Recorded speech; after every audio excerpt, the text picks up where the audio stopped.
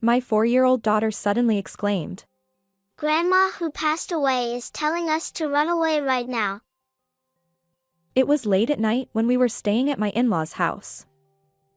I was puzzled and asked, "What do you mean?" My daughter took my hand, urging me to go outside. As she shared her story, I was left speechless. She has always possessed a mysterious ability, and in that moment, fear overwhelmed me. I never imagined that person would be involved in something like this. I've never been more terrified of human beings.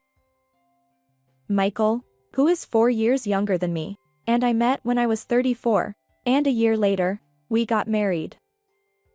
We built a house about a 10-minute drive from his parents' place and started our newlywed life. Olivia, let's be happy together from now on. He was incredibly kind, and his parents, who raised him, welcomed me warmly. Michael works diligently every day to become the successor to his father's company. To support him, I quit my full-time job and started working part-time with more flexible hours. Then there's my sister-in-law, Sophia, who scoffs and says, "Working part-time? Aren't you just relying on Michael to take it easy?" She's never been fond of me since our early days of marriage. Sophia is around the same age as me but enjoys the single life and lives alone. She looks like a career-driven woman, if you ask me. I used to admire her lifestyle and respected her. I even thought that if I had continued working as a full-time employee, I might have ended up like her. Sophia often makes Michael run errands for her. "Michael, I want some ice cream. You can use the change however you like." He complies, and it's a common conversation we hear when everyone gathers at the in-laws' house. Sophia has always doted on Michael, and he rarely opposes her, despite being in his mid-30s. As an only child, I sometimes envy their relationship. I wish I could get along with Sophia, I thought. But contrary to my expectations, she often treats me harshly. She was somewhat overbearing and would occasionally visit our home when my husband wasn't around. "Olivia, there's a hair on the floor." I've been busy with work today. I was planning to clean later. "You're just working part-time, right? Stop making excuses and get it done. It's a pity that Michael has to live in such a dirty place." Sighing, I complied with her demands. As I cleaned, she'd march into the kitchen and help herself to the half-prepared dishes, tasting them without permission. The flavor is so bland. How can you make something this awful?" It's not finished yet. "I wonder why Michael ended up marrying someone like you." She never bothered to listen to my side of the story, always bringing up Michael's name. And truth be told, I wasn't particularly skilled at housework, so I felt somewhat resigned to her criticisms. However, there were some things I simply couldn't tolerate. "You only have flashy clothes, don't you? And yet, your underwear is so plain." She'd open my closet without permission and inspect its contents. "Sophia, please stop." No matter how much I pleaded, she remained nonchalant, often wearing a malicious expression that made me wonder if she enjoyed seeing me uncomfortable. Sophia even checks inside my closet. I've told her multiple times, but it doesn't work. "Can't you talk to her?" I appealed to my husband when he returned home. His response was off-kilter. Really? Maybe she's just curious about what kind of person my wife is. Yet, despite our conversation, he took no action. I felt disappointed by Michael's lack of support. Sophia's unreasonable behavior continued even after that. A year into our marriage, when our daughter Mia was born, her actions escalated further. Frustrated by our crying daughter, my sister-in-law glared at me. She cries so much. It's your poor parenting. And to think you had a girl. Do you even realize you're the wife of the eldest son? She would make snide remarks about everything, eventually throwing hurtful words, blaming everything on me. My husband should have noticed this, yet he always turned a blind eye. Lately, Sophia's tone has been harsh, and it's honestly tough. It's your fault, Olivia, so there's nothing to be done. Or are you implying that Sophia is hysterical? No one said anything like that. He consistently took Sophia's side, refusing to engage seriously. As time passed, my dissatisfaction with Michael grew. Is it okay to continue like this forever? Divorce crossed my mind, but having experienced the loneliness of being raised by a single parent after my own parents' separation, I hesitated. I didn't want my daughter to feel the same way. Despite it all, I endured because my in-laws kindly watched over me. However, I suddenly lost that support. When my daughter Mia was just 6 months old, my mother-in-law succumbed to illness. The shock of her departure left everyone struggling to cope with their emotions. I'm going to visit Dad because I'm worried about him. Understood. Let me know if there's anything I can help with. During this time, my husband frequently visited his father's home, leaving me and my daughter behind. Sometimes he returned late at night. I asked about the reason. Dad feels lonely being alone. But you see your dad at work too, right? Can't you ask Sophia to help with family matters? You're quite heartless. Even though Dad is feeling lonely, you're suggesting I leave him? That's not what I meant. Although I initially expressed my desire for more quality time with our adorable daughter, I realized that parents are important too. I remained silent after that. As time passed, our daughter Mia turned 4. Michael continued his daily visits to his father's house, and his return home was always late at night. I confronted him about his behavior. Michael, you've been busy lately, right? Isn't it difficult for you to keep checking on your dad's well-being? I can go in your place. However, he insisted. Don't visit my dad's house. Sophia wouldn't like it, and I don't want unnecessary conflicts. His determination to keep me away from the family home raised suspicions. I decided to defy his instructions and visit my father-in-law myself. To my surprise, my father-in-law welcomed me with a smile. I've been taking cooking classes and enjoying it. He said happily. His demeanor was completely different from what Michael had described. And then, my father-in-law accidentally let slip a revealing statement that left me astonished. After a few weeks since that incident, one day, my husband suddenly said, Why don't we all gather at my dad's house and have a meal? I hesitated, thinking, but Sophia wouldn't like it if I visited your dad. His unexpected suggestion made me suspicious. He continued. It's fine. Sophia invited us today. So, are you coming? Hurry up and get ready. Michael seemed unusually flustered.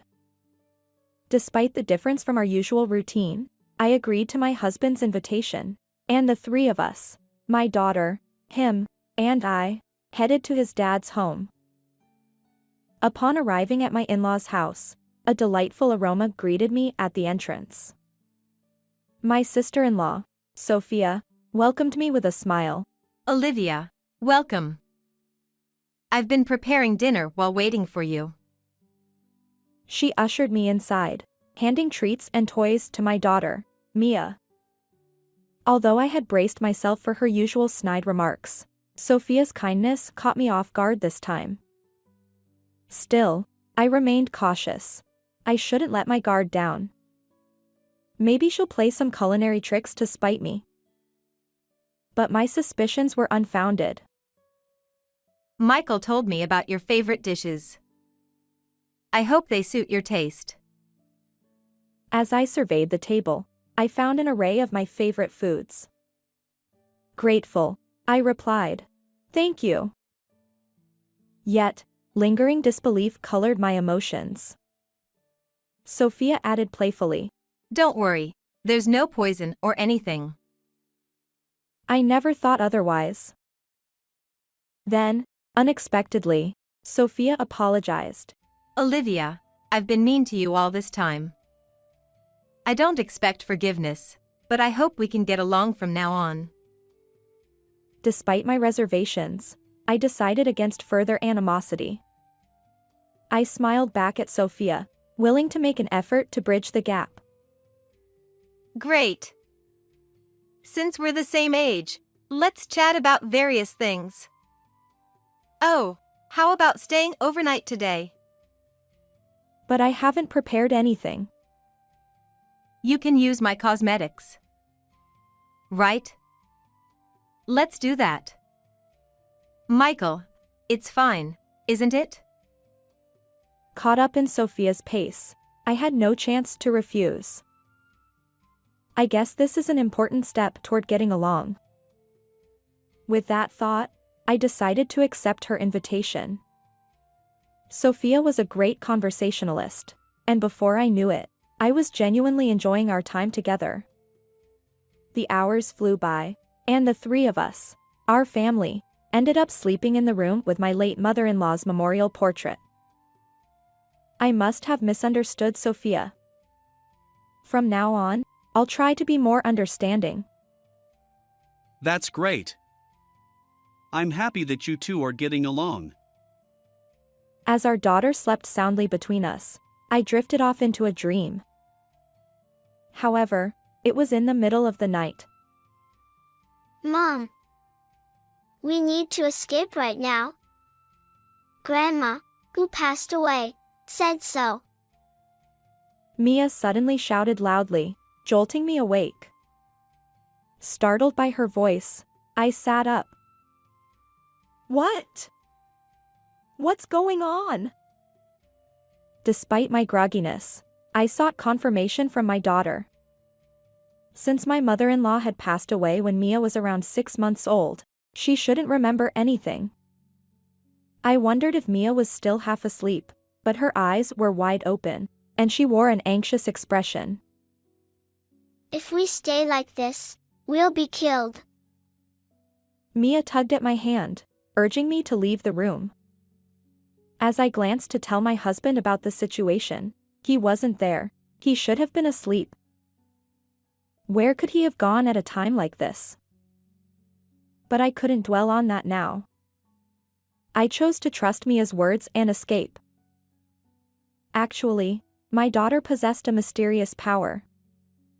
When my friends were all pregnant one after another, she accurately predicted the gender of each baby in their bellies. She also warned me when Michael was about to get injured. Michael did indeed hurt himself by slipping on the stairs, but luckily, it was just a minor sprain. However, since that incident, both Michael and Sophia started avoiding Mia, saying she's creepy. It's natural for some people to feel that way, so we decided to keep this power a secret between Mia and me. Grandpa needs to escape with us too. Mia stopped in front of her grandfather's room, entered, and gently shook him awake. Grandpa, wake up. Quickly. We'll explain later, but please come with us and escape. Startled by our urgent voices, my father-in-law jumped up, though he seemed puzzled by the situation. Despite his initial hesitation, he eventually agreed to go outside after hearing Mia say, Grandma told us to. When we reached the entrance, I noticed that my husband and sister-in-law's shoes were strangely missing. Furthermore, there were no cars in the parking lot, neither of theirs. Could it be that what Mia said is related to both of them? We decided to walk back to my house, but while it would take only 10 minutes by car, on foot, even for adults, it would be over an hour. I called my mother and asked her to pick us up. As we arrived in front of my house in my mother's car, I noticed that the lights were on inside. And to my surprise, Michael and Sophia's car was parked there too. Mom, I hate to ask, but can we stay at your home tonight? I had an uneasy feeling, and entering the house as it was might be dangerous. And so, we sought refuge at my mom's house. That night, my mind and eyes remained wide awake, and I couldn't sleep. As the morning dawned, I couldn't shake off the meaning behind my daughter's words. So, I borrowed my mother's car and went alone to my in-laws' house. To my shock, the grand, imposing house that had stood there just a few hours ago was now reduced to charred remains and skeletal framework. Wait! This can't be real! Several fire trucks, police cars, and ambulances lined up in front of the in-laws' home, surrounded by curious onlookers. On the other side of the yellow tape, Michael and Sophia were speaking with police and firefighters, explaining the situation. I slipped into the crowd of bystanders, hidden from their view, and observed the unfolding scene. After a while, some of the emergency vehicles departed, and the onlookers dispersed. The once crowded area in front of the house now stood empty. Hiding in the shadow of a nearby car, I listened to my husband and sister-in-law's conversation as they stood outside the taped-off area, gazing at the charred remains of our once grand house. It really went up in flames. The useless Mia and Olivia should be dead by now. They won't be of any help. If they survive this, it's a miracle. Once things settle down, I'll remarry my affair partner and make her child the legitimate heir to this house. The horrifying words echoed in my ears, leaving my legs trembling so much that standing became a challenge. Since Dad probably kicked the bucket too, the inheritance is ours. And the company will be mine soon. Michael and Sophia exchanged laughter as they discussed their sinister plans. What terrible people! I can't forgive them. Fueled by fear and anger, my entire body shook. Before they could return to my home, I hurriedly drove back to my home, retrieved my belongings, and returned to my mom's home where my daughter and father-in-law awaited. And there, I shared the events from earlier at the in-laws' house with my father-in-law. There's something you need to know. Oh my. How could this happen? I absolutely cannot forgive it. His face twisted with shock and rage, and together, we decided on revenge against my husband and sister-in-law. That evening, I left Mia with my mother and stood outside my home's front door with my father-in-law. I reached for the intercom, but then I hesitated. This was my own house. There was no need for that. Instead, I decided to open the front door myself. As I fumbled with the lock, I heard a rattling sound, and Michael cautiously peeked out from inside. What? His face turned pale, and he retreated back into the room. Soon after, he returned with Sophia in tow. Why, are you here? She too looked ashen, muttering those words. But when she noticed our gaze, she suddenly clung to my father-in-law, feigning relief. Thank goodness you're alive. We couldn't find any trace of you, and they said they hadn't found anything in the burnt ruins. We were so worried. Yeah. I've been praying that you all were safe. Michael also played along, hugging me tightly. I pushed his arms away and distanced myself from my husband. Hands off. Through Mia, your mom helped us. Mom? But she passed away 4 years ago. Exactly. Don't spout nonsense. Are you going to talk about Mia's mysterious abilities again? It's truly unsettling. Both of them furrowed their brows and vehemently denied Mia's words. Well, fine. Let's go inside for now. After all, this is my house too, and your dad is here. I pushed them aside and ushered my father-in-law into the house. As we entered the living room, Michael, who had followed us, placed a hand on my shoulder and said, Wait. "Didn't I tell you not to touch me so casually?" Oh, Olivia, are you having a hysterical moment? Maybe your hormones are out of balance? This is why women in their 40s get a bad reputation.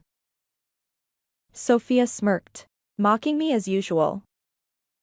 Gone was the meek demeanor from the previous day's apology. Her true nature, overflowing with malice, revealed itself, even in the presence of my father-in-law. That's enough to make anyone angry. This fire incident was orchestrated by you two, siblings, isn't it? I stared at my husband and sister-in-law, hitting the nail on the head. Wait, there's no evidence to say something like that. It's impossible. Despite his anxious denial, Michael stood firm. Meanwhile, Sophia seemed composed, almost nonchalant. Olivia, really? Suspecting your own family? Something must be wrong with you. Being raised by a single parent, you lack that kind of affection. But I'm saying this because there's evidence. I overheard you both talking about the burnt house early in the morning. As I spoke, I glanced back and forth between the two of them. Huh? Eavesdropping, much? And besides, hearing a story from such a chaotic place, there's no credibility. Yeah, what Sophia said. The police won't buy into vague stories like that. Sophia, boldly and unyielding, and my husband, who hid behind her, retorted. This dynamic must have been consistent since long ago. Is this your voices? I pulled out my smartphone from my pocket and played the recorded audio. It captured the conversation between the two of them from that morning. Why are you doing this? When Mia woke me up in the middle of the night, and neither you nor Sophia were there, I became suspicious. I wasn't sure if I could record it properly, but I had it running. Though there was some distance, it was clear enough that the voices belonged to them. Confronted with the audio evidence, Michael and Sophia fell silent. I'll submit this to the police. Surely they'll believe it. Wait a minute. You all escaped unharmed, so there's no issue. What are you saying? You put us in a life-threatening situation, and your dad's home ended up like that. This is a crime. Do you understand? Growing more agitated, I confronted my husband's absurd statements. Sophia, this applies to you too. You must pay for this wrongdoing. Don't get cocky. You wretched woman. She launched an attack, her hostility toward me evident, but I couldn't waste time arguing with her. Here we go, I said, taking a deep breath and locking eyes with the two of them once more. By the way, what do you mean by waiting for the heat to die down and then remarrying your affair partner, legitimizing a hidden child? Well, Michael seemed caught off guard by the direct questioning and stumbled over his words, eventually falling silent. You thought you could just stay quiet when it became inconvenient? But there's evidence. This woman, right? I confronted them, brandishing a photo I'd pulled from my bag. ha! Wait, why did you investigate this so thoroughly? Sophia, what do we do? We're caught. He turned to his sister, seeking help in his panic. But Sophia merely glared at me without offering any assistance. Perhaps that lack of support drained Michael's resolve, leaving him deflated. Actually, I had suspected my husband's infidelity for some time and gradually conducted my own investigation. On that morning, I hurriedly retrieved the evidence I had collected. How long have you known? Well, it started when you said you were checking on your dad, and your returns home became consistently late. From that long ago. But I became certain when your dad told me something. Michael had warned me not to show up at his dad's house, but I defied that order one day. My father-in-law had shared something with me, a statement that, Only you would visit my home. for me, who thought Michael was merely making frequent visits to his dad's house, it was shocking. Although the photo includes Sophia, it seems your affair has her approval, Michael? I confronted them, thrusting the evidence in their faces. Humph. So what? Isn't it your fault for being cheated on? You lack any charm. Clearly, she was aware of this situation as well. Among the evidence I had gathered were photos showing the gradual growth of the affair partner's pregnant belly and, most recently, images of Michael and the affair partner strolling with their baby. Olivia, it's not what you think. There's a valid reason. Suddenly, my husband changed his tone, attempting to justify himself. Just as I was about to push them away, my father-in-law, who had silently observed the situation until now, stood up and positioned himself like a guardian in front of my husband and Sophia. What are you both doing? Bullying Olivia, engaging in infidelity, and even endangering our lives. What's your intention? His furious tone left my husband and sister-in-law speechless. Dad, listen to me. It's all Sophia's fault. She introduced me to that woman in the photo just because she didn't like Olivia. You were always complaining about your wife too. So, I mediated between you and that woman. Nobody asked you to do that. Besides, it was you who said our daughter, Mia, couldn't be the heir because she's a girl. But that's true. Dad, you agree with me, right? And don't worry, the child in the photo with that woman is a boy. Our lineage is secure. Michael and Sophia argued, debating who was at fault. Through their exchange, the reason for my sister-in-law's animosity toward me became clear. She, who is the same age as me, couldn't understand why I was happily married with children while she faced a string of rejections and remained single. Her envy of my apparent happiness fueled the years of mistreatment I endured. Sophia, desperate to break up my marriage, used her compliant brother to impregnate her affair partner with a baby boy. This is outrageous. It's beyond cruel. I thought, my anger welling up again, my clenched fist trembling uncontrollably. Enough of this. My father-in-law shouted, and both of them fell silent. Their demeanor resembled that of chastised children shrinking before an angry dad. Olivia, I truly apologize. I've raised such foolish individuals, and I bear responsibility. My father-in-law apologized repeatedly, and I offered him my best smile. Without hesitation, I turned to Michael and fixed him with a stern gaze.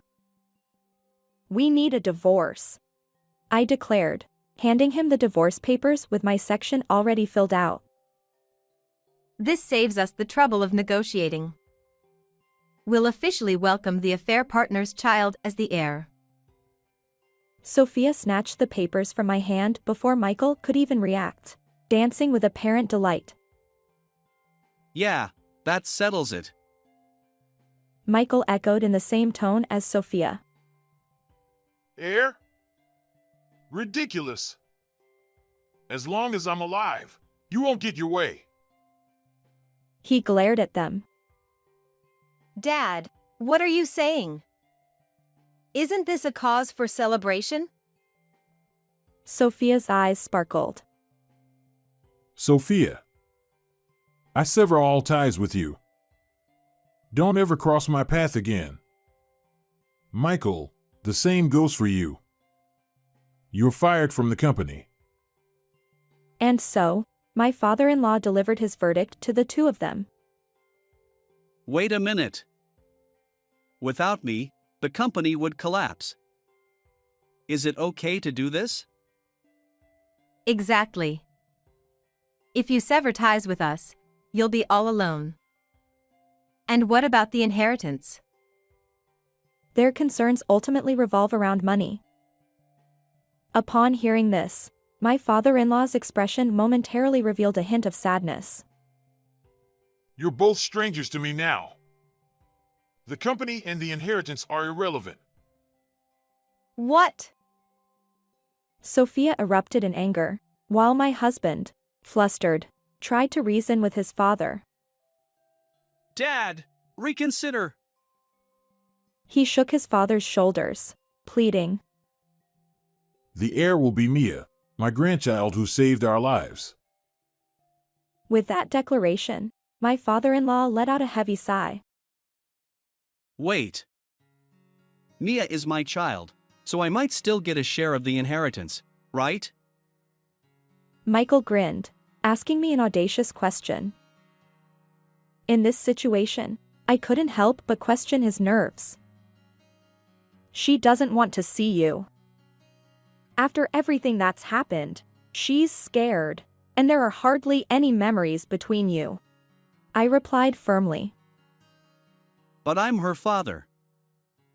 I won't allow it. Nevertheless, this is the result of your inaction over the past 4 years. After the divorce, I'll respect our daughter's wishes and won't allow visitation. I don't want that. I don't want a divorce. Olivia, please. Michael wailed loudly, clinging to me. Olivia, I apologize for everything. Please convince Dad to reconsider. Even Sophia, seeking mediation, pleaded with me. Although you two might be preoccupied with divorce and estrangement, both of you need to go to the police now regarding the fire incident. Do you understand? Please don't involve the police. I'll be a better husband and dad. I won't let Sophia manipulate me anymore. Let's start anew as a family of 3. Seriously, don't bring the police into this. What about my hard-earned career? Even though they've come this far, they seem to only think about themselves and say whatever they want. Enough! Reflect on your actions and make amends. I firmly rejected them, pushing them away. Michael and Sophia mumbled in response, collapsing to their knees. Afterward, I took my husband and sister-in-law to the police station and submitted the audio evidence.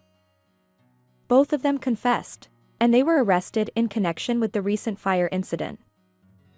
The divorce with Michael was finalized, and he agreed to pay $20,000 in alimony for the affair, along with monthly child support of $400 for our daughter, Mia. Since he'll be behind bars for a while, I intend to collect those payments when he's released.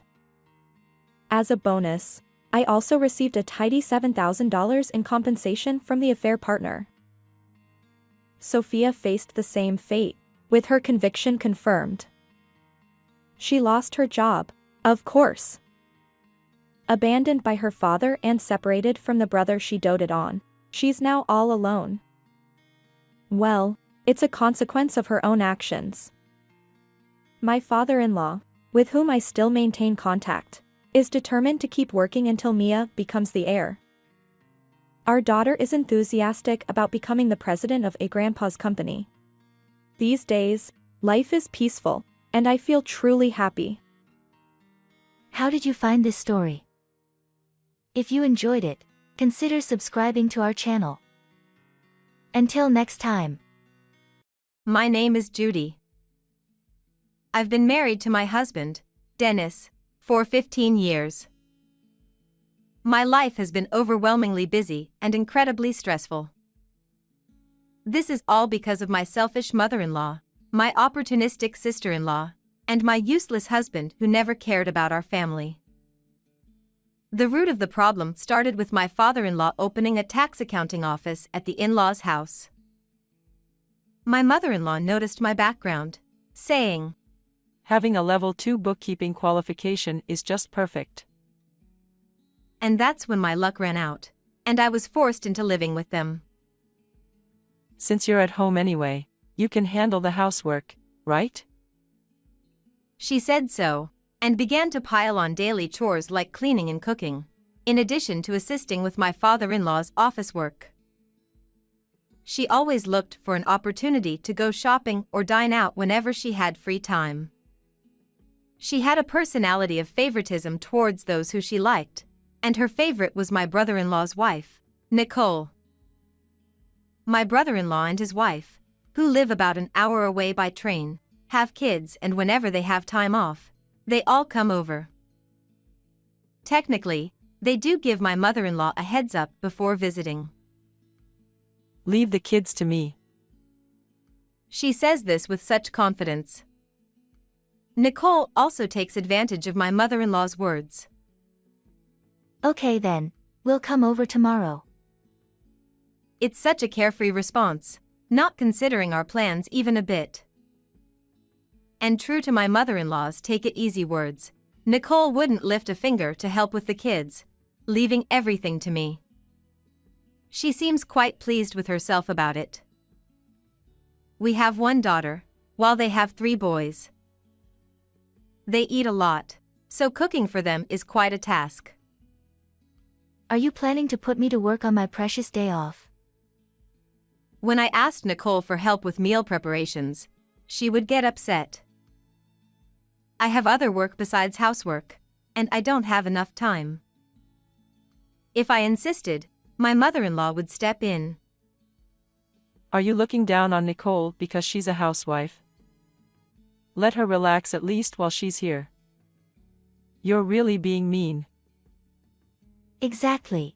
Being a housewife is so tough. You're so thoughtful and kind. I just love you. Nicole would then smile at my mother-in-law and take her arm affectionately. Every time I remembered her smug face as she walked away, my anger boiled inside me. And just when I felt like I was going bald from the stress, my husband added insult to injury. When I complained about my mother-in-law and Nicole's behavior, my husband responded with, "Housework is your job, isn't it? You always end up doing it alone even though you say you're busy, so why do you ask for help? You're just trying to push your responsibilities onto them, aren't you?" Well, that's the kind of response I got. Why do I have to take care of their family too? If that's a wife's job, then there's nothing you can do about it. If you don't like it, do you want a divorce? You, who don't have any significant qualifications, can you even get a divorce? He knew I couldn't, and he smirked. My husband, whom I thought I married for love, became increasingly cold towards me as our honeymoon phase passed. Perhaps he didn't like that I prioritized my job over him, or that my father-in-law had high expectations of me. That jealous jerk. While screaming this internally, I remained silent without arguing back. "Hey, I'm busy studying for exams." He casually ended the conversation. My husband seems to want to take over the tax accounting firm, but he keeps failing the exams. You don't have any significant qualifications either. I wanted to shout this out, but in these tough job market times, leaving home with just a level 2 bookkeeping qualification is scary. I told myself that it's not the right time yet. Among the enemies in my in-laws' house, my father-in-law was the only one in a neutral position. He may be a useless guy who doesn't care about household matters and leaves everything to my mother-in-law's control. But on the other hand, he's someone worthy of respect as a professional. Unlike my mother-in-law and husband, who dump everything on me, he takes the time to teach me his work thoroughly and even suggested I become a tax accountant. Having a goal makes it surprisingly easier to overcome hardships. The future goal my father-in-law gave me became my anchor. I studied diligently in between busy schedules, passing each subject one by one. The joy I felt when I finally passed all the subjects is unforgettable. With practical experience under my belt, I got registered as a tax accountant, and both in name and reality, I became a member supporting my father-in-law's firm. It seemed that my husband didn't appreciate me starting to work as a tax accountant. He became openly cold towards me. When I tried to offer words of encouragement while he was studying for his exams, he snapped. Are you looking down on me? You're such an unsympathetic woman. He'd also bring up my brother-in-law and saying, He's lucky, isn't he? Nicole is beautiful. Why did I end up marrying someone like you? We only have one daughter. Even my mother doesn't like you. You're the worst wife. He would belittle me like this. My mother-in-law continued to dote on Nicole, favoring her children over mine. Nicole took advantage of this, acting selfishly and even once leaving her kids with us to go on a trip with my brother-in-law. Nicole is such a good girl. She even thinks of us and brings back souvenirs when we can't go on trips. And compared to her, you always have a sour face and act all high and mighty just because you became a tax accountant. Honestly, you're such a terrible daughter-in-law. I had grown accustomed to my mother-in-law's snide remarks, and I honestly found myself torn. I had prepared divorce papers, fully intending to divorce once I became a tax accountant, but when it came down to it, I didn't know when the right time would be. I had thought that obtaining the qualification would mean I could leave at any moment, but I also found enjoyment in working with my father-in-law, which made me hesitate to leave. My indecisiveness was finally pushed aside by my mother-in-law's hospitalization. It happened right before the summer vacation, when she fell down the stairs and broke her leg.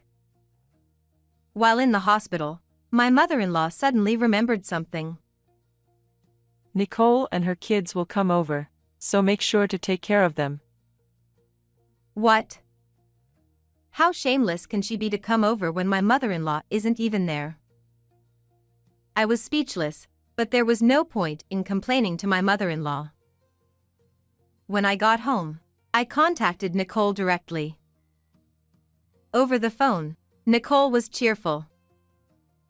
Please take care of my kids again this summer. However, when I told her that she should reconsider since my mother-in-law was hospitalized, she quickly changed her tone and mocked me. What? We already have made plans. There's no way we can cancel now. Are you too stupid to understand that? That's my line. Every year, you never consider how inconvenient it is for others. Enough is enough. I have work to do. I'm busy. And you want to leave your kids and go on a long trip with your husband? Don't be ridiculous. Do not come over. I talked back to her, leaving Nicole silent for a moment. How dare you talk to me like that? You're hated by our mother-in-law anyway. I'm going to tell on you. She then hung up abruptly. It seems she quickly tattled to my mother-in-law, who then told my husband. He called me over immediately.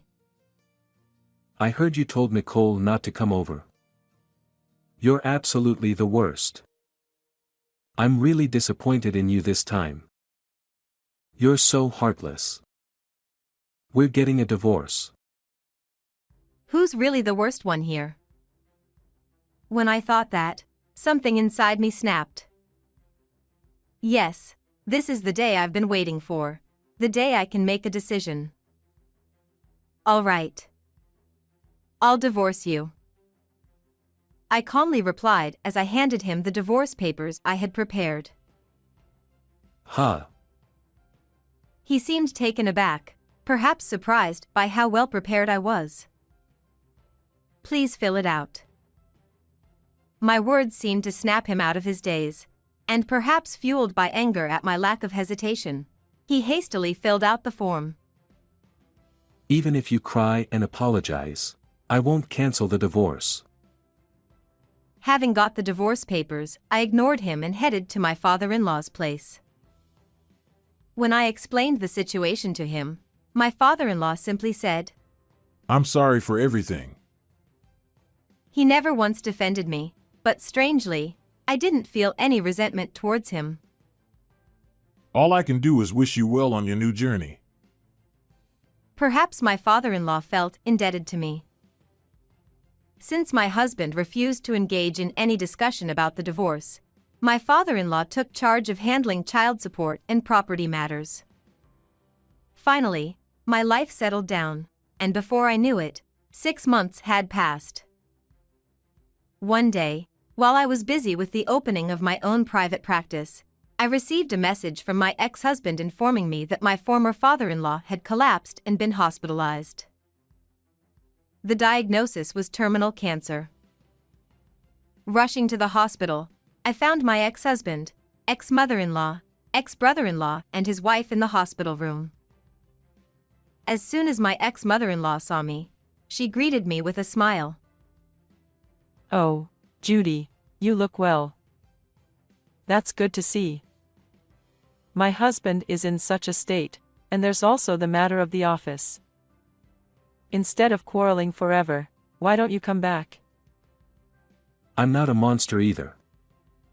If you apologize, I'll forgive you. So come back. My ex-husband chimed in with a sickeningly sweet tone. No, thank you. I'm just here to visit today. I firmly declined. But it seems they couldn't bear that. You're so cold even when both of them are asking. We should stop relying on someone like this just because the office is in trouble. Nicole shouted. Nicole. My ex-mother-in-law and ex-husband turned pale. Well, I already sensed what they were up to. Stop it.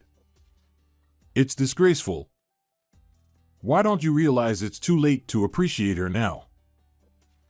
My former father-in-law, who had silently witnessed the ugly behavior of his wife and son, spoke quietly. But, without you, Dad, what will happen to the office? How are we supposed to live? My ex-husband began to whine. You're over 40 and pathetic. Figure it out yourself. Judy is already a stranger. What do you mean she's a stranger? The divorce is invalid anyway. Judy would be in trouble without the office. Who else would hire a woman like you? The man still can't see reality as it is.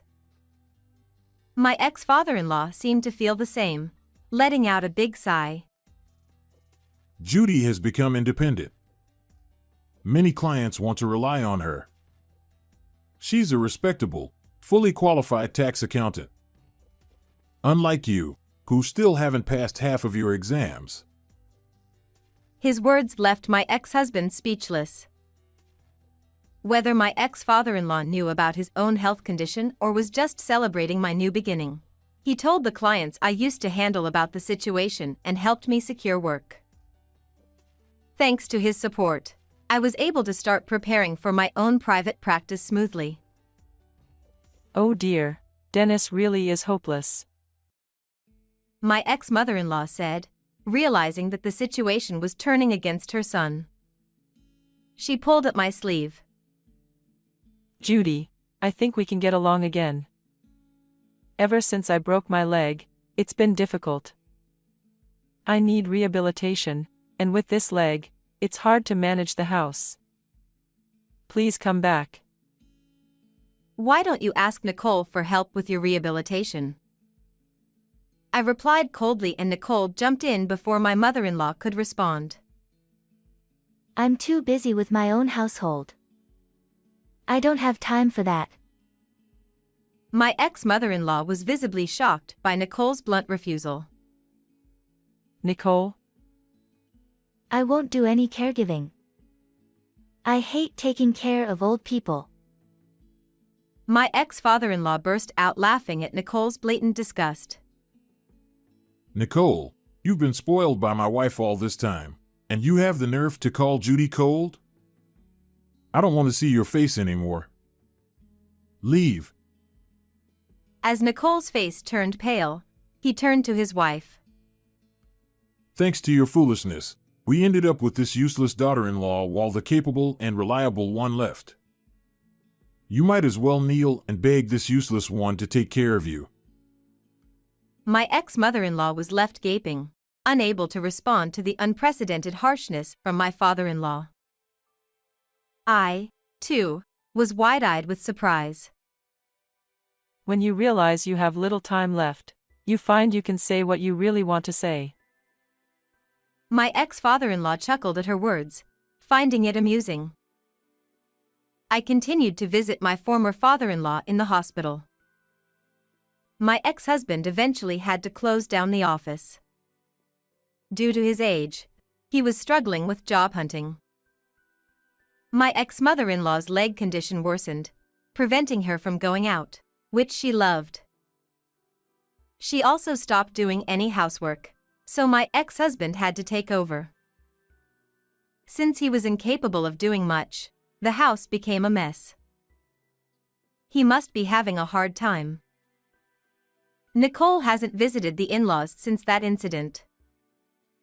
My ex-brother-in-law seems to have lost all affection for a wife who refuses to care for his mother, and the atmosphere at home has grown cold. My wife was complaining about her cold daughter-in-law the other day. He said with an exasperated laugh. Though I couldn't be there for his final moments, I was able to express my gratitude to him. The best way I can honor him now is by preserving the relationships he built with others. I'll do my best.